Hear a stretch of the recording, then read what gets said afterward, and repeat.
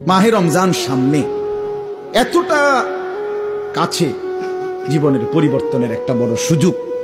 জীবনটা কাজে লাগান, হায়াতটা কাজে লাগান। যুবক ভাই তোমরাও বদলাও, মুরব্বী বাবা আপনারাও বদলান। পর্দার আড়ালের মা বোনদেরকেও ফেরাবার চেষ্টা করেন। সবাই গুনাহ থেকে ফিরতে চেষ্টা করেন।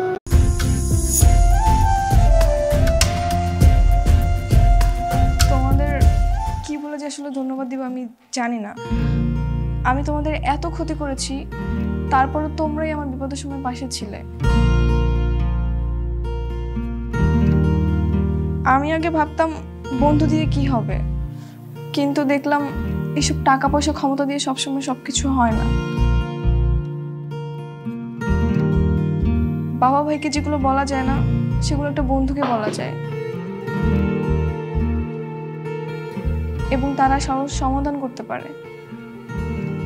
আমি আজকে থেকে তোমাদের মন থেকে বন্ধু হতে চাই, সবসময় তোমাদের পাশে থাকতে চাই। তোমরা কি আমাকে বন্ধু বানাবে? কি বলো তুমি? বন্ধু বানাবো মানে? তুমি তো অলরেডি আমাদের সবার বন্ধু হয়ে গেছো। ওয়েট ওয়েট ওয়েট ওয়েট, আমরা তো বন্ধু হয়েছি ঠিক আছে, কিন্তু মিরাজ কিন্তু তোমার বন্ধু হতে চায় না। কেন?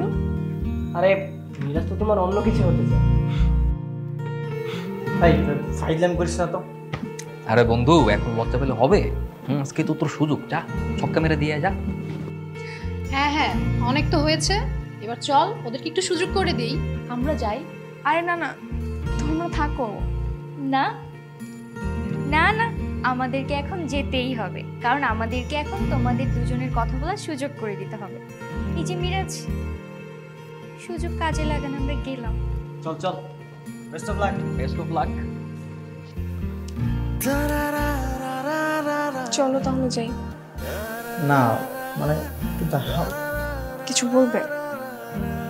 হ্যাঁ ঠিক আছে, আই লাভ ইউ বলতে সবকিছু বলো। আই লাভ ইউ বলা যাবে না? না, অন্য কিছু বলো। তাহলে আই লাইক ইউ বলা যাবে? তাহলে আই লাইক ইউ বলা শেষ? না, আই লাভ ইউ বললে বলা শেষ হয়ে যেত। আজকেই তো শুরু, শুরুতে শেষ না করি?